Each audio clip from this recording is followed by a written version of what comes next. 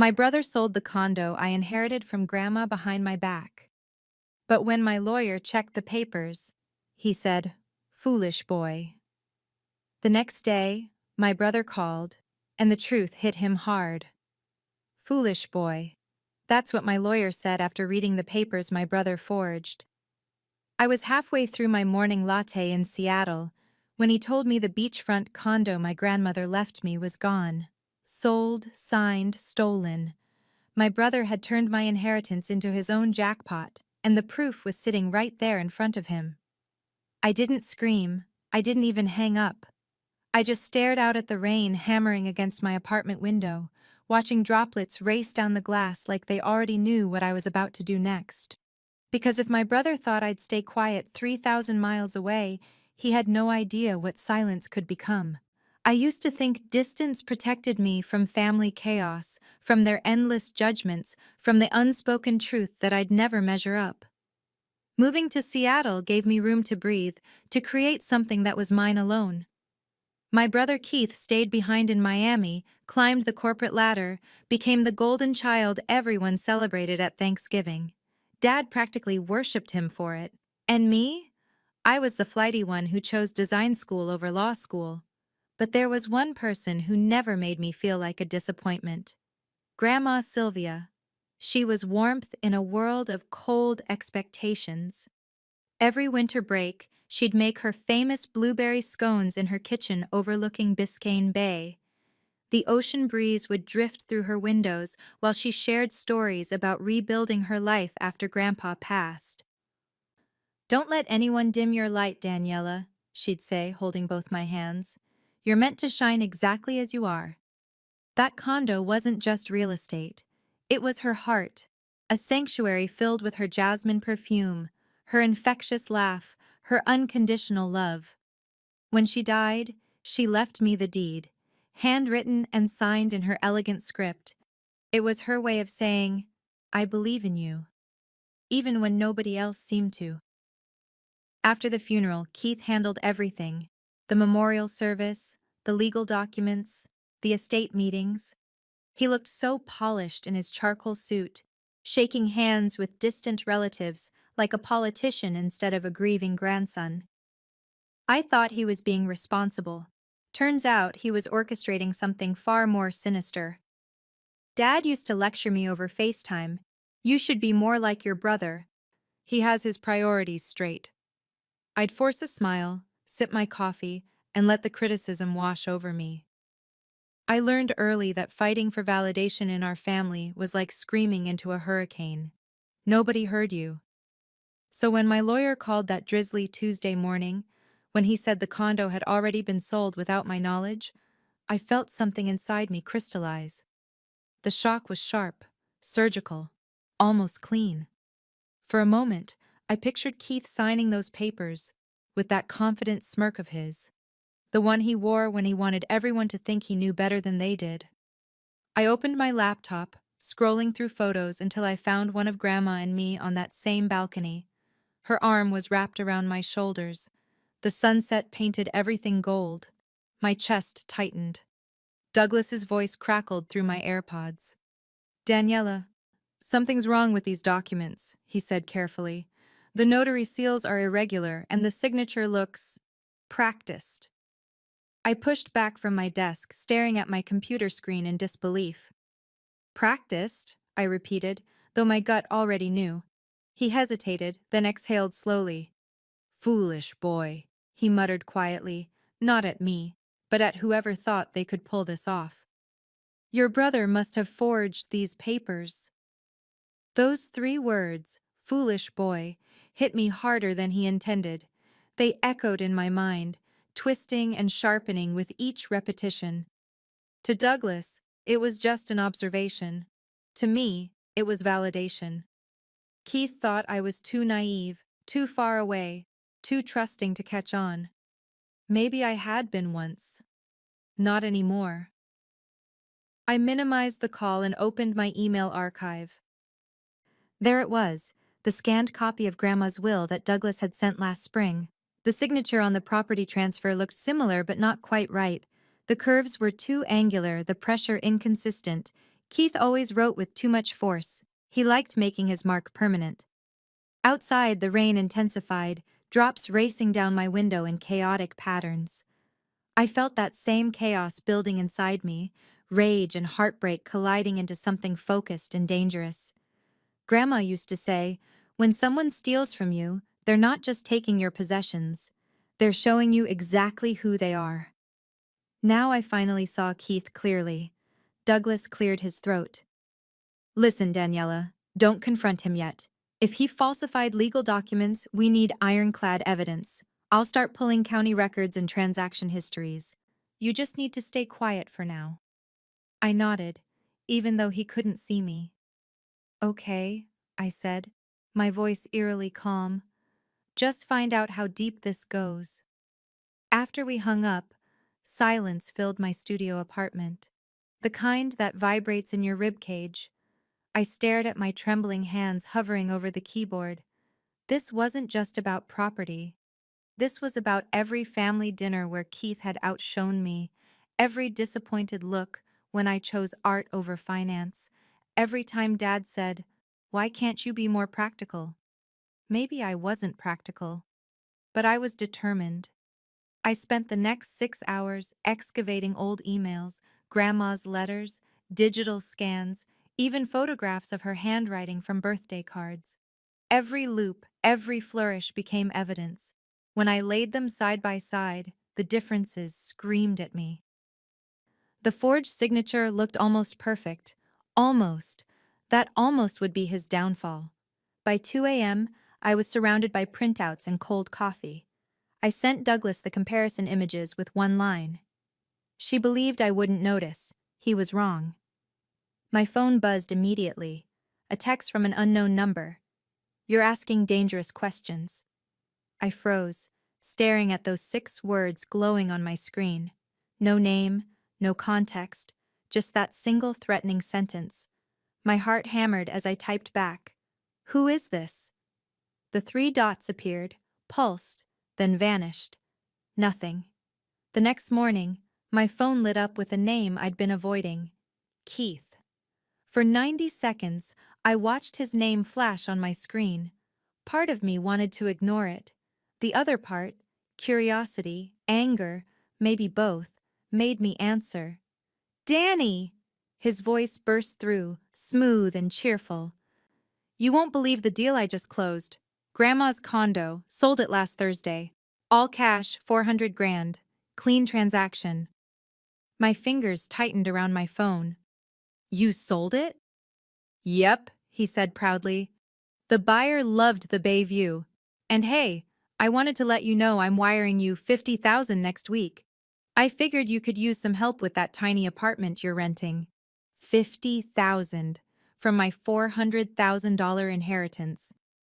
"Keith," I said slowly, deliberately, "you do realize that condo was mine."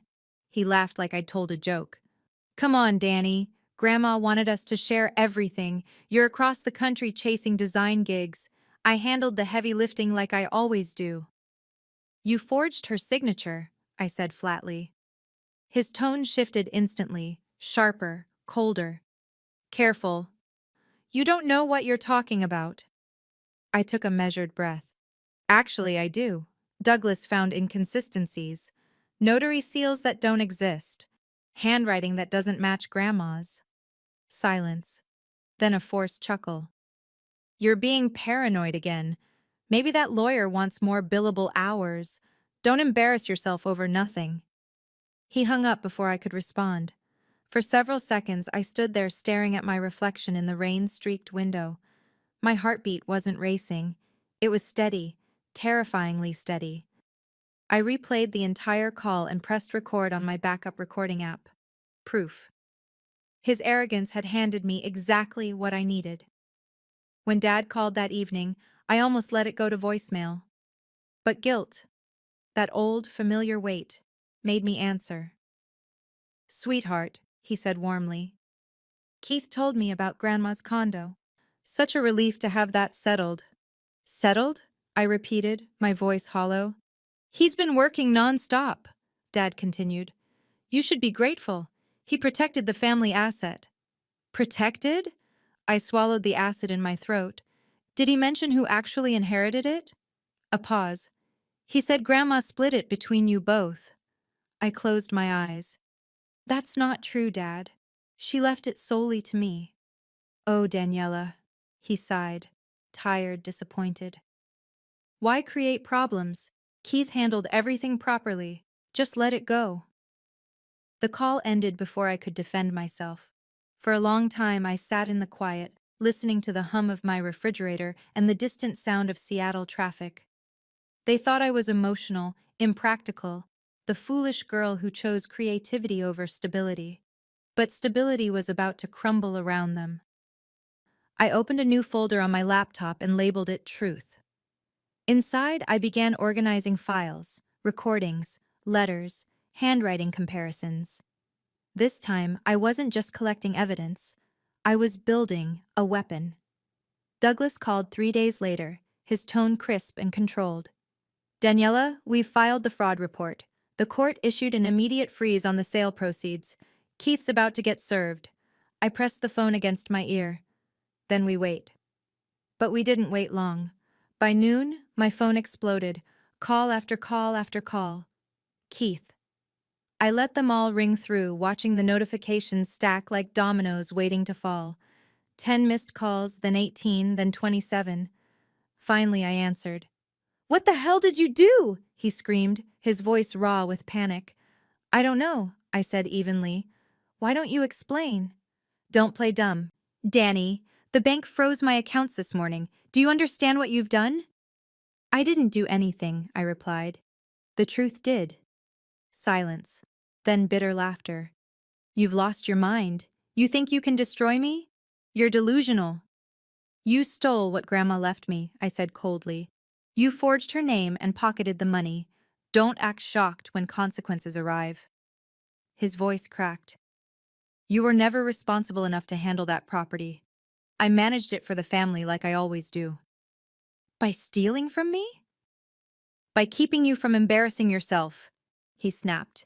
You live in another state making website graphics and drinking overpriced coffee. You don't deserve that condo. My hand tightened around my phone. And you do? Someone had to act like an adult, he hissed. You never grew up. Something inside me broke, quietly, completely. You know what, Keith? Maybe I didn't. But Grandma trusted me. And you didn't just steal money, you stole her memory. He hung up. The silence after felt heavier than his voice. Minutes later, Dad called. Daniela, what's happening? Keith's devastated. He says you filed fraud charges. Is that true? It's true, I said softly. Because he forged Grandma's documents. Don't be ridiculous, Dad snapped. Your brother would never. He's been handling everything responsibly. You know how emotional you get. Dad, this isn't emotion, it's evidence. Douglas verified everything. Keith even admitted it on a recorded call. You recorded your brother? Yes, I said, the word cutting through the air. Because nobody ever believes me unless I prove it. A pause. Then that familiar sigh, the one that had followed me since childhood. You used to be kind, he said finally. I don't know what happened to you. The call ended, leaving me alone with the rain and my reflection. Cold, unfamiliar, unwavering. 2 nights later, my phone lit up again. Unknown number. I almost ignored it until I saw the name. Brandon Pierce. Keith's best friend since college. I answered cautiously. Brandon? Hey, Daniela, he said quietly, his usual confidence gone. I hope this isn't out of line, but you deserve to know the truth. I stayed silent. I didn't know what he'd done, Brandon continued. He told me you'd signed off on everything. I didn't question it until the frozen accounts, the legal notices. Then I started digging. He exhaled heavily. He forged it, Daniela. The will, the notary, everything. He told me you wouldn't notice from Seattle. I confronted him yesterday. He broke down, said he deserved it more, that he'd worked harder. He already spent part of the money on a Tesla. The world went silent around me. And you're telling me this now because I can't lie for him anymore. I'll testify if it goes to court. For a moment, I couldn't breathe. Thank you. You don't need to thank me, he said softly. You were right all along. When the call ended, I sat in the darkness, watching rain slide down my window. A strange calm settled over me. Not joy, not triumph, just clarity. Douglas called the next morning.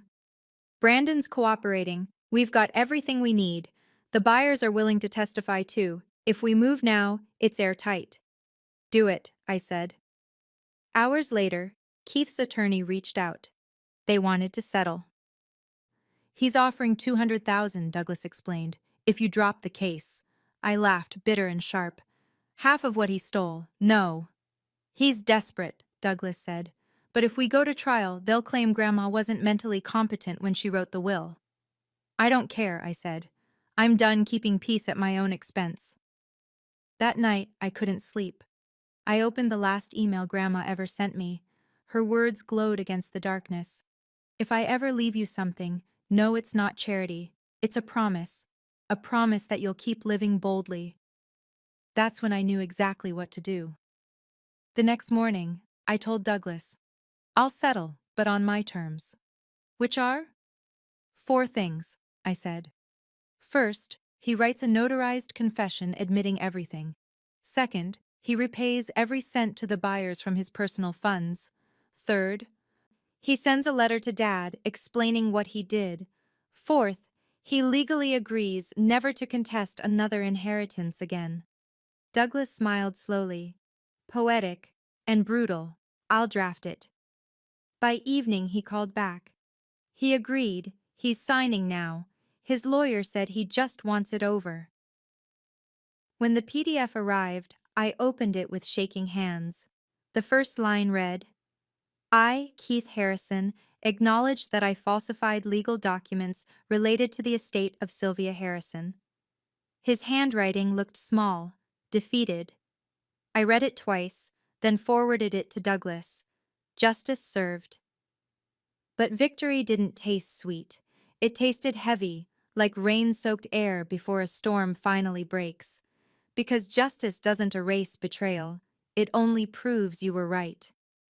2 weeks later, Douglas called again. It's official.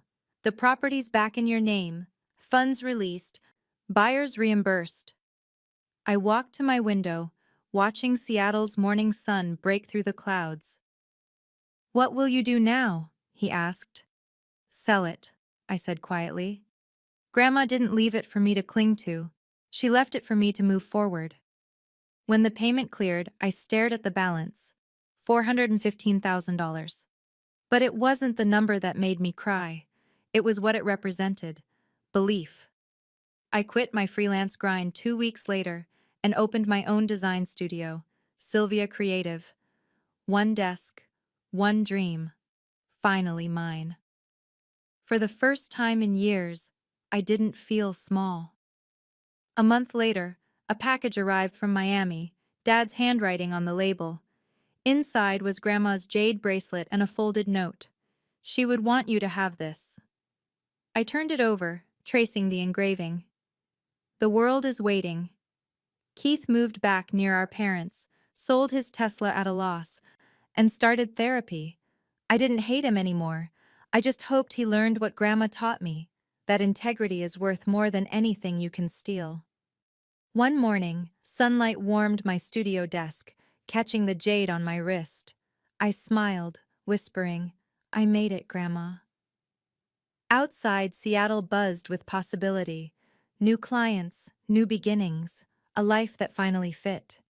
If you've ever had to fight for what's right, tell me, was it worth it?